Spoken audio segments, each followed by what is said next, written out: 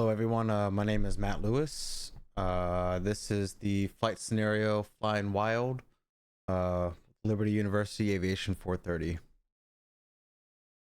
So the scenario is you are checking out in the Flying Club's twin. After completing the checkout, you want to make a trip into the wilderness area, which is located in Rolling Hills in a neighboring state.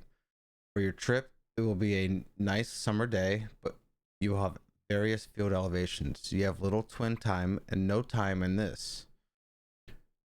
Make and model airplane. Discuss the location of your fictional flight of the rolling hills in the state you selected. Next, discuss the maneuvering with one engine inoperative, effective drag on single engine performance, and the performance charts you referenced. Upload the performance charts you used in this assignment. You must demonstrate a working knowledge of maneuvering with one engine inoperative, effects of drag on a single engine performance charts applicable to single engine operations and single engine emergencies. Be sure to review the checklist below to accomplish all required tasks. So, we're going to start off with a demonstration of SRM, so Single Pilot Resource Management, which is the art of managing all onboard and outside resources available to a pilot before and during a flight to help ensure a safe and successful outcome. Incorporating SRM into general aviation pilot training is an important step forward in aviation safety. A structured approach to SRM helps pilots learn to gather information, analyze it, and make sound decisions on the conduct of the flight, and that's from the FAA. So I'm in Virginia. We have plenty of, rolling hills in the western part of the state. So I'm in the northern part of state up near DC, so I could have gone somewhere simple like Shenandoah or wherever, which is a nice place to go in the summertime and in the fall. But I chose to fly down to Lynchburg and then over to Blacksburg, which has got a lot of places that you can go out and go hiking and stuff. And then the field elevation at Manassas, which is KHEF, is 192 feet. Lynchburg is just under 1,000, and Blacksburg is about 2,100 feet elevation, field elevation. So some things that we could do for SRM is use of ForeFlight. Can help with situational awareness to a point. Make sure we have our paper checklist in the plane. I also use the checklist I use the checklist on my iPad. This is right there, and then if I need to, I could use the paper checklist, which I have up on the dash. And then also we're gonna have to know knowledge of the terrain and the areas that we're gonna be flying. So after we leave Manassas and head out west, we're gonna start running into hills probably around Charlottesville, and it's gonna be mountainous from Charlottesville all the way down to Lynchburg and over to Blacksburg.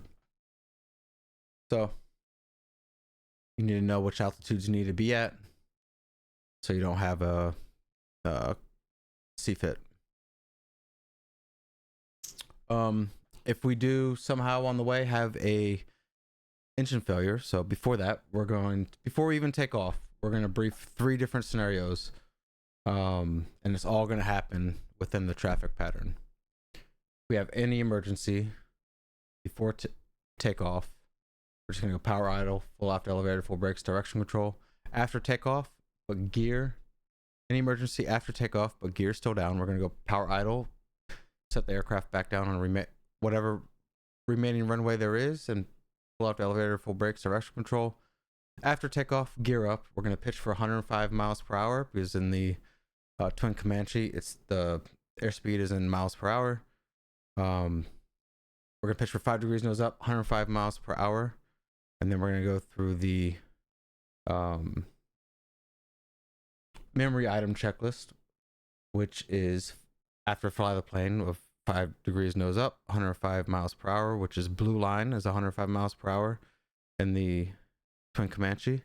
We're gonna go mixtures forward, props forward, throttles forward, gear up, flaps up, mags on, fuel pumps on. We're on the mains. Identify left, right, verify left, right, feather left, right. And we're gonna trim the aircraft. we're going to declare an emergency and come back to land. And then if we're up at altitude and we have time, we'll do the engine shutdown checklist. So after we've identified, verified, feathered, we will cut the mixture to the inop engine, close the cowl flap for the inop engine, turn the fuel selector for the inop engine, which is going to be our left. So in this situation, it's going to be the left engine that we're doing, off, turn the left fuel pump off, left magnetos off, the left alternator off. And then if we need to, we could reduce electrical load, trim more, and then the cowl flaps as required. But maintaining, once you start to lose that engine and the aircraft starts to yaw, get that rudder in, fly the airplane first before you move on to anything else.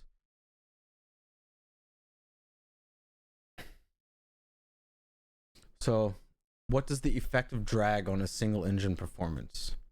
The drag from a windmilling propeller, extended landing gear, flaps extended beyond optimum, or any side slip will reduce or even eliminate any modest single engine performance that may exist. Turbulence and maneuvering of the airplane will further erode performance.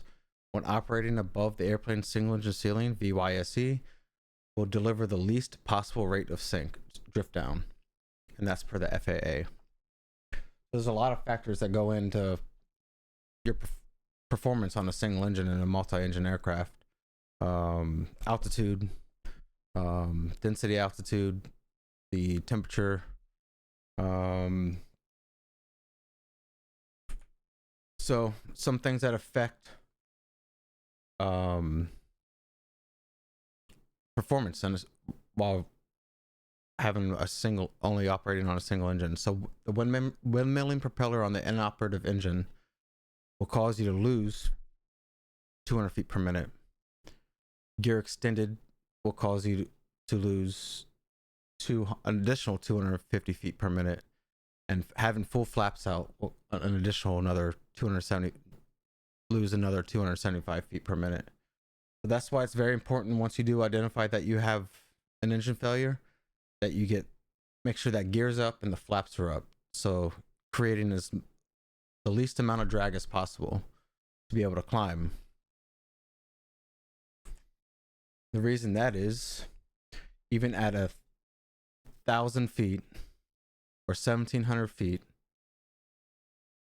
at max weight, you're only going to have about a 200 foot per minute climb. So if you have that gear down, you're not climbing. You have gear down, flaps down, you're descending. So make sure that it is very important to make sure that that gear is up, the flaps are up, and that you are banked towards that, have about 5 degrees banked towards the operative engine, so you can have a good climb performance. And it's not going to be very much. And the higher you go, the less amount of rate of climb you're going to have.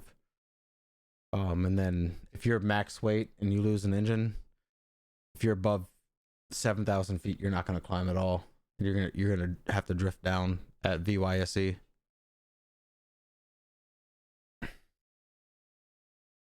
So especially flying in those high terrains, you got to be aware of those altitudes and what you can and cannot do, and being properly configured in those situations.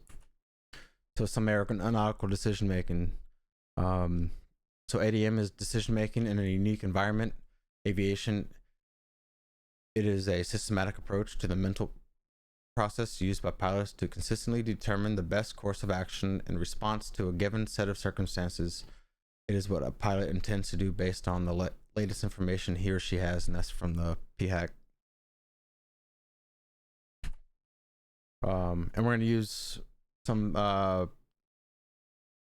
aeronautical decision making. We're going to use the PAVE checklist. So pilot, aircraft, environment, external pressures. Make sure all that's good before you go flying. The 5 P's: the plan, plane, pilot, passengers, programming. And then to decide if something happens in the air.